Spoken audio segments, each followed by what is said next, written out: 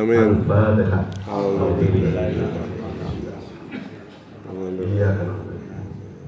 Bismillahirrahmanirrahim. Allahumma shalli wa sallim ala sayyidina Muhammad. Alhamdulillahirabbil alamin. Amin. Hamdan syakirin. Amin. Ya Rabbana taqabbal Rabbana taqabbal minna innaka antas samiul alim. Amin. Yang saya hormati Pak Kiai Khairul Habib Suami dan semua anggota pengurus baik di kecamatan maupun kabupaten. Saya Tatang dari seksi hukum komisi diminta oleh Pak Ketua untuk menyampaikan materi. Saya waktu itu berpikir apa sih yang perlu disampaikan kepada penjenengan semua, termasuk diri saya sendiri. Saat ini yang paling hangat isu-isunya adalah judi online. Jadi Bapak Ibu, nanti kita diskusi saja ya. Karena ini saya mencatat beberapa fenomena-fenomena yang terjadi, baik itu yang ada di media elektronik maupun media cetak, saya rangkum dan agar menjadi beragam. Yang selanjutnya Pak, jadi ruang lingkup materi itu ada dasar hukum, latar belakang, kemudian pengertian judi, jenis judi, alasan judi, dampak judi, aspek hukum, aspek agama, kemudian tantangan pemberantasan judi online dan hiburan.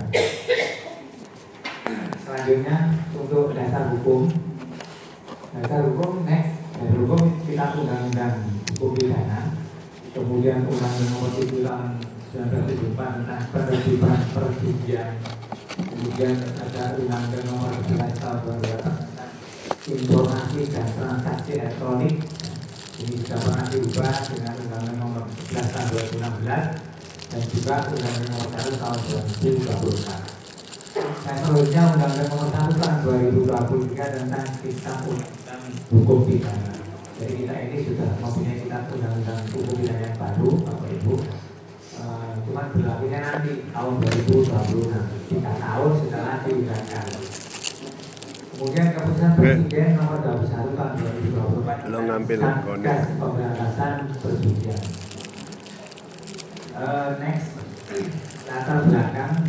Jadi saat ini baru saya baca di koran, Indonesia ini sedang darurat judi online. Ini sama dengan pernah ada penyebutan bahkan oleh Presiden langsung bahwa Indonesia ini darurat narkoba. Juga termasuk pinjol. Darurat karena semakin membesar.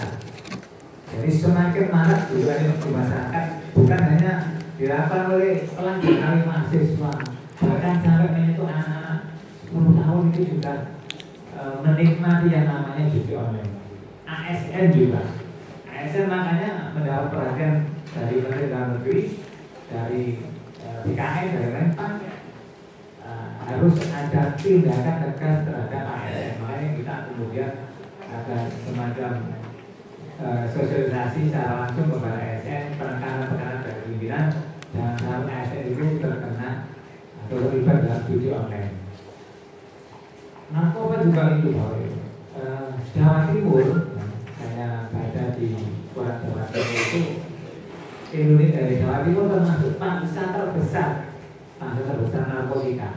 Jadi jangan dikira sepertinya suasana adem ayem begini, kalau ternyata menyimpan potensi yang besar. Siapa yang salahnya? Ya anak-anak kita. Padahal kalau sudah terkena narkoba, itu harapan masa depan sudah hilang. Dan itu penyembuhannya bukan hal yang mudah. Bahkan berujung kematian. 80% Bapak Ibu, ya 80% di lapas. Informasinya dari Ketua BNN waktu penyelam hukum. 80% itu adalah penghuninya karena terkena kasus narkoba. Namanya darurat. Nah, ada judi online, ada narkoba. Apakah kita ini diam? Kalau kita diam, kepergian kita bagaimana? Kemudian mengenai judi online yang di nomor 3. Uang yang beredar untuk kaitannya dengan judi online itu sudah ratusan triliun, dan bukan hal yang sedikit. Sepertinya ya ini kita seperti membiasa AP dan sebagainya. Padahal suatu saat akan menjadi puncak gunung es yang akan membahayakan negara. Kemudian pemerintah telah berupaya untuk 2 juta lebih, bahkan mungkin jutaan lah ya, situs judi online selama 10-11 tahun, juga memproses pemblokiran. Tapi begitu ditutup, ya, diblokir, muncul lagi. Internet itu bebas, buat aplikasi apalagi bagi yang orang ahli-ahli sudah biasa itu cepat sekali. Di sini ditutup, di situ diblokir, muncul lagi. Ini kalau kita nggak dari dalam kita sendiri yang membentengi, maka ya kalau saya mengistilahkan ada yang menyebut tinggal kehancuran saja. Kemudian ada berita Kompas juga, jumlah pelaku judi 2,3 juta orang, 80.000 anak di bawah usia 10 tahun. Kita harus mengakui juga bahwa anak-anak kita itu loh, kita pegangi HP. Kalau sudah dipegangi HP, kalahnya diambil pasti nangis, marah-marah. Dan untuk anak yang paling enak itu dibuat main ya, untuk main game-game. Padahal yang namanya judi online itu bisa nempel di permainan itu, game itu ya. Makanya Bapak Ibu, ini juga menjadi perhatian kita. The next one, kita ke pengertian judi konvensional di Kamus Besar Bahasa Inggris. Masih bisa. Judi sebagai permainan dengan memakai uang atau barang sebagai taruhan. Ada taruhan. Game itu bisa ada taruhan, bisa ada. Tapi ketika sudah menikmati game, berapapun kita bayar, kita beli. Kalau judi online-nya masih pasti kita menaruh uang di situ, pakai uang non tunai. Sekarang ini kan serba canggih, tapi dibalik kecanggihan itu menyimpan suatu yang membahayakan kalau kita tidak bisa mengelola dengan baik, termasuk HP dalam genggaman. Apapun yang kita butuhkan ada di HP. Kita bingung suatu pengertian, kita klik di Google sudah keluar. Tapi di balik itu juga ada aplikasi-aplikasi yang kalau tidak dikelola dengan baik ya, untuk anak kita ternyata itu sangat membahayakan. The next, jadi macam-macam yang konvensional itu kita mengenal togel. Ya. Tonton gelap itu nggak tahu saya awalnya kok bisa tonton gelap atau karena tontonan yang gelap-gelap gitu ya. Kemudian sabun ayam sudah biasa, kartu, dadu, bola, catur, biliar, catur pun, bola pun. Ayo lek-lek kan menangi kok sudah seperti judi yang ya. Kemudian dilanjut, waktunya setengah jam ya, nanti juga kita diskusi. Judi online, dilanjut teks. Permainan judi melalui media elektronik dan mengakses internet sebagai perantara. Sarana prasarana seperti HP, seperti laptop juga bisa. Tinggal kita klik itu sudah jalan gitu. The next. Kemudian alasan berjudi. Berjudi faktor ekonomi. Ada yang berpendapat bahwa aku nggak punya uang, aku punya uang 10.000 tidak bisa untuk main judi di judi online, nggak bisa itu. Harapannya nanti dapat uang, kemudian bisa menambah pendapatan. Padahal yang namanya judi itu pasti akan menimbulkan malah kemarahan, malah kemiskinan. Seperti tadinya orang itu ya, judi itu ya, juga menjanjikan kemenangan, menjanjikan kekayaan dan sebagainya itu. Kita diberikan angan-angan, padahal malah semakin memiskinkan. Kemudian Faktor lingkungan sosial. Lingkungan sosial juga mempengaruhi Bapak Ibu. Karena koncoannya itu senang judi, kadut kita. Tetap kita akan kadut. Itu mempengaruhi. Kesempatan. Judi online itu mudah. Punya HP, punya internet, punya uang, sambil di rumah nggak usah ke tempat seperti judi tabung ayam dan sebagainya. Duduk di rumah sambil tiduran habis kerja, main itu bisa. Artinya kesempatan itu bisa digunakan, tergantung kita. Kemudian ada yang hobi. Bagi orang kaya yang berduit mungkin tidak apa-apa hobi seperti ini. Tapi bagi orang yang sudah di bawah kemiskinan dan sebagainya, itu hobi yang sudah nambah dari ekonomi. Karena hobi itu bisa terjadi bagi orang yang berduit seperti kan juga ada itu anggota di Dewan DPR, pengusaha, pejabat-pejabat itu juga ada. Kemudian terkait dengan kesadaran moral dan kesadaran hukum, bukannya kesadaran moral dan juga kesadaran hukum. Dilanjut, next Mbak. Kemudian dampak judi. Dampak judi ini berpengaruh ke mental, Ibu. Mental ketergantungan. Ketergantungan itu kalau saya memahami bisa juga kecanduan. Kecanduan itu bisa loh disebut sebagai gangguan jiwa. Bisa loh nanti mengarah kepada penyakit jiwa. Karena kalau tidak menggunakan narkoba itu nggak enak aja. Nggak judi online nggak enak. Padahal kalau kaitan dengan ketergantungan gangguan jiwa, nanti urusannya ya ke dokter jiwa. Kalau kita mau dokter itu, kalau ada orang yang terkena narkoba, itu rujukannya pasti kalau rumah sakit ya, rumah sakit Sukandar maupun RA-Basuni itu pasti ke poli jiwa. Nggak ada ke poli penyakit dalam, penyakit saraf, ke poli jiwa. Makanya kalau ada tes CPNS ya, kemudian tes P3K, kalau sudah diterima, itu kan diminta keterangan sehat, jasmani dan jiwa, bukan rohani, jasmani dan jiwa. Karena tidak ada dokter rohani, tidak ada dokter jiwa yang memberi keterangan itu. Dan itu kaitannya dengan pemeriksaan ada narkobanya ada. Jadi ketergantungan itu ada hubungannya dengan kejiwaan. Kemudian faktor ekonomi itu tadi, sebenarnya memberi anak-anak kita akan menjadi kaya. Kemudian dampak judi kepada keluarga. Kalau saya baca berita koran yang dulu ada yang membunuh suaminya ya, kan juga informasinya karena sering judi online. Tanpa disadarinya itu mengganggu ekonomi keluarga, ya, akhirnya berdampak pada marah-marah dan sebagainya, melepas kendali sampai kemudian terjadi pembunuhan itu.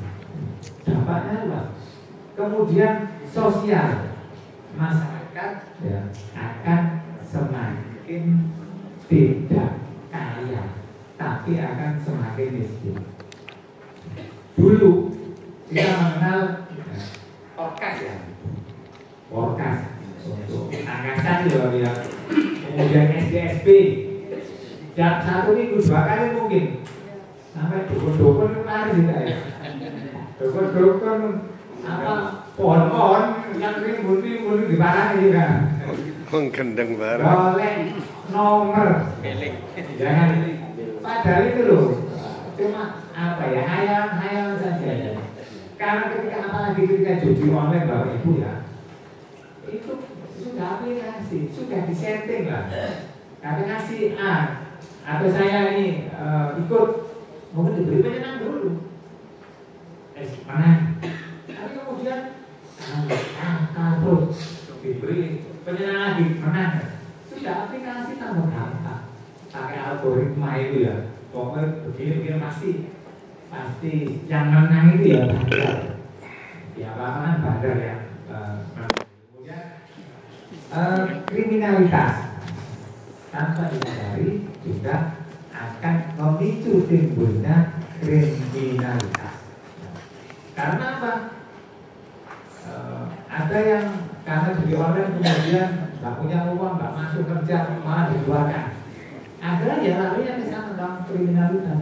Apa-apanya sudah dijual. Banyak loh Bapak Ibu korban-korban judi online yang menjual barang-barang milik yang pakai rumah, mobil dan sebagainya itu banyak. Itu dampaknya juga ke negara. Makanya negara ini membuat satu satgas penerbitan judi yang tadi itu sebagai dasar hukum itu secara nasional. Dan kemudian ke daerah-daerah itu ASN ada perintah dari Mendagri, ada dari Menpan dan KSN. Apakah kamu juga tahu ini sudah ada apa ya melakukan tindakan yang lebih meningkat masih dan sebagainya untuk memberantas tindakan itu saya belum tahu.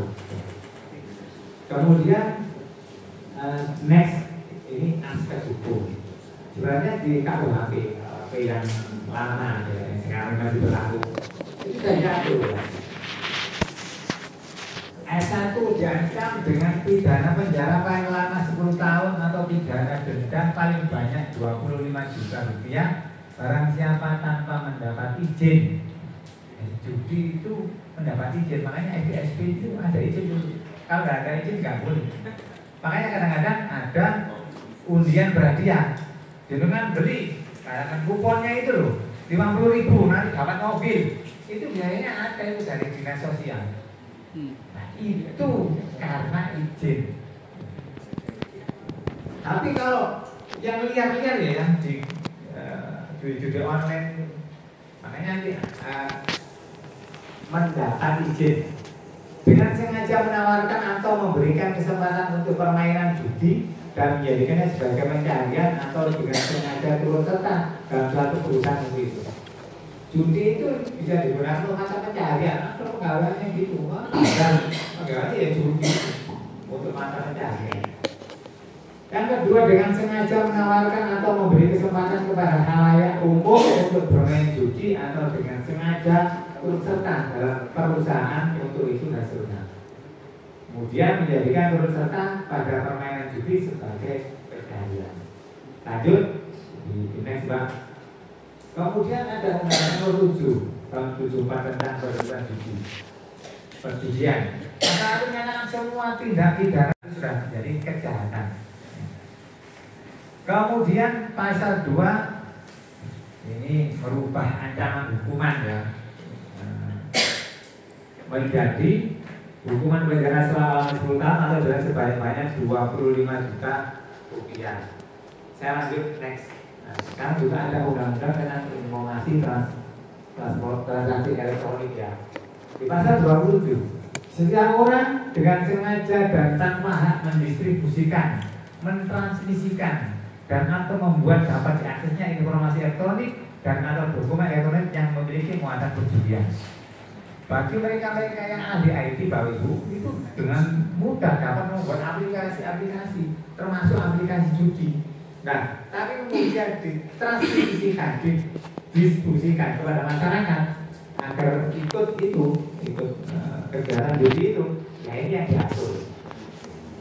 Pasal 45, setiap orang yang dengan sengaja dan tanpa hak mendistribusikan, menerangikan dan atau membuat dapat diaksesnya informasi elektronik dan atau dokumen elektronik yang memiliki muatan perjudian sebagai dimaksud pada pasal 27 ayat 2 di atas ya, dipidana dengan pidana penjara paling 10 tahun, denda paling banyak 10 miliar.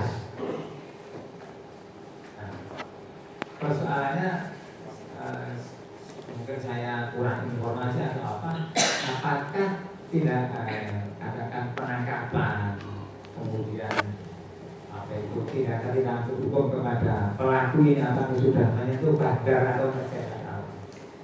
Yang jelas kapan itu ada statement juga dari Polri bahwa ada sekian ribu yang sudah ditangkap terkait dengan judi online.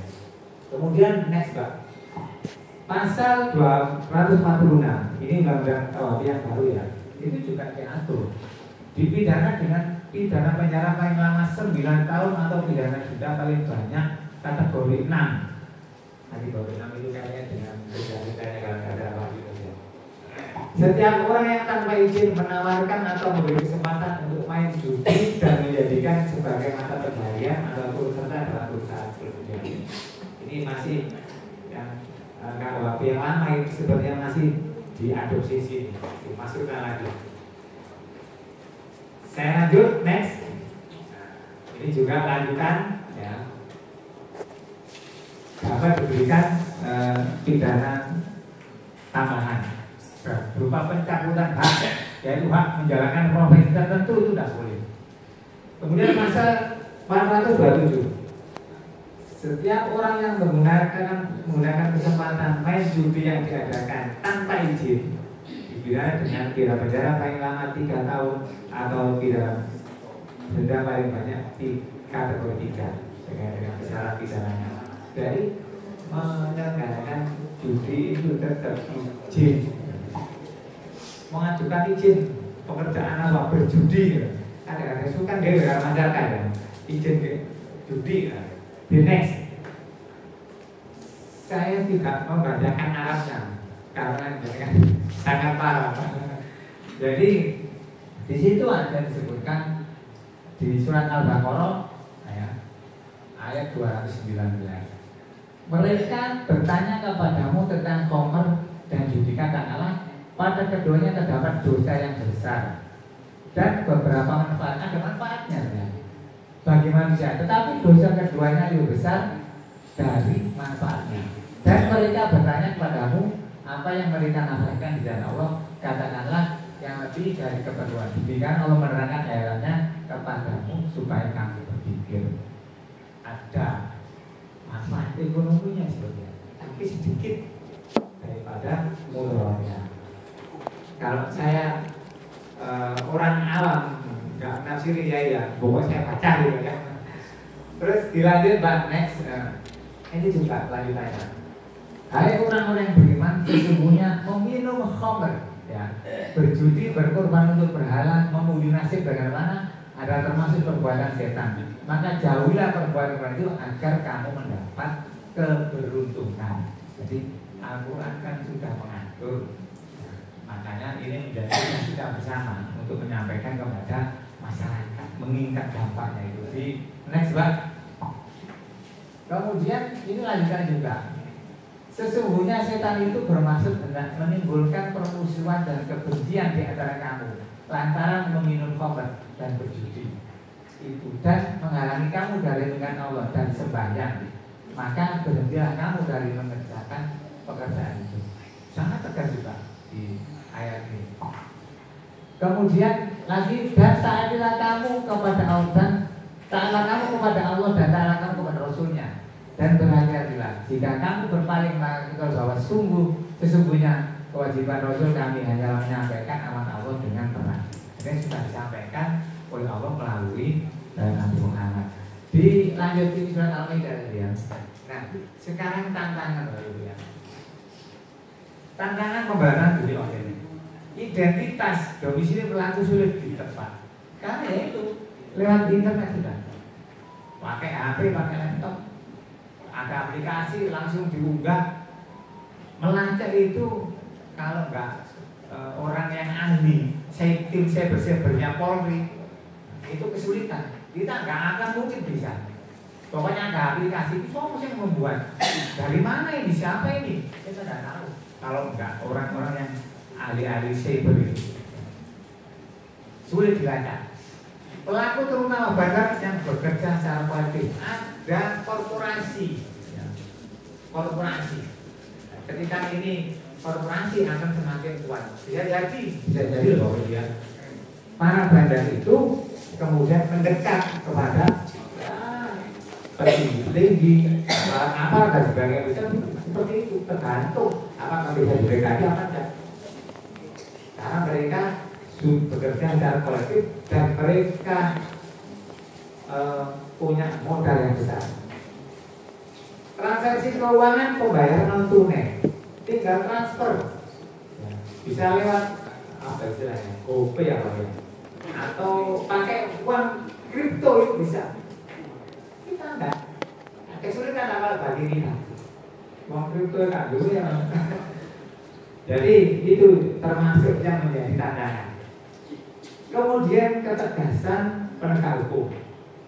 Apakah penegak hukum ini sudah tegas menyikapi terjadinya judi online? Kemudian pelibatan semua unsur termasuk kita yang hadir di sini. Mau nggak mau kita harus terpanggil. Apa yang harus kita lakukan? Apakah kita nanti akan memberikan saran-saran kepada pemerintah daerah, pemerintah, kemudian kepolisian dan sebagainya? Terus kemudian di tingkat MUI apa yang harus kita lakukan? Ya. Apakah melakukan sosialisasi seperti ini? Kemudian kepedulian masyarakat. Kemudian penyesuaian regulasi dan sanksi yang lebih berat. Next, Pak. Nah, upaya pencegahan dan pemberantasan. Dalam hukum itu dikenal yang namanya efektivitas hukum. Yaitu kemampuan hukum untuk menciptakan atau melahirkan keadaan, ya, situasi seperti yang dikehendaki atau diharapkan oleh hukum. Hukum itu mengharapkan terjadinya ketertiban, kedamaian. Ya. Makanya bagaimana agar itu bisa tercapai, yang namanya kedamaian, ketertiban itu efektivitas hukum. Next, Pak.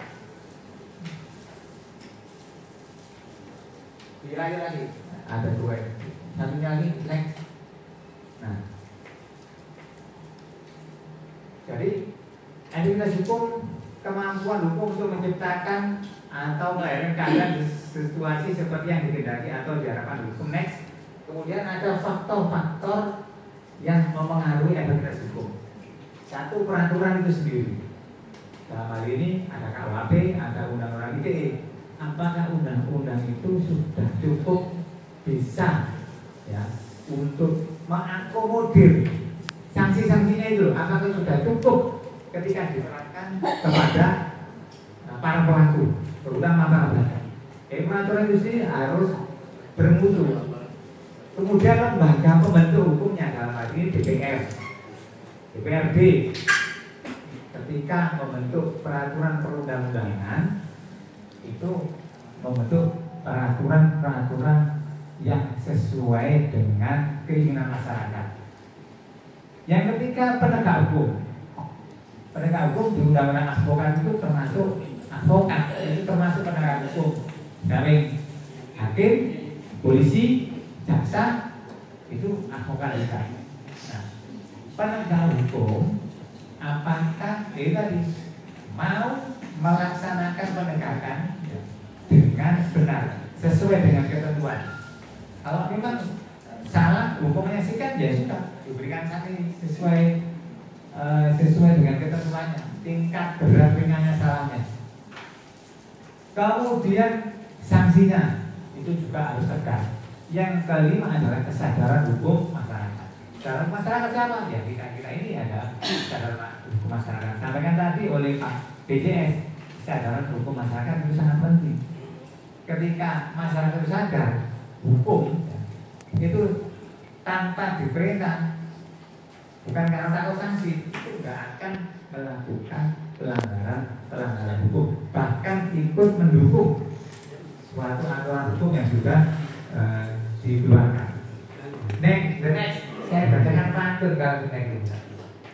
Makan durian dicampur alpukat, makannya lahap bersama sahabat. Judi online bisa timbulkan nikmat sesaat, tapi resikonya hidup melarat. Adalah the next. Beli semangka di Kedemudi, makan bubur dengan Mbak Betty.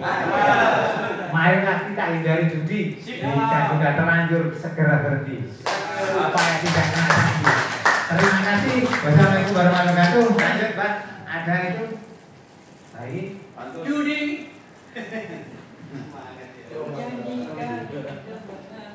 Ada sesi tanya jawab. Ada. Jadi nanti sudah jawabnya di akhir ya. Jadi kita langsung ke kepada yang kedua akan disampaikan oleh Pak Yunus. Ada tapi sudah Iya.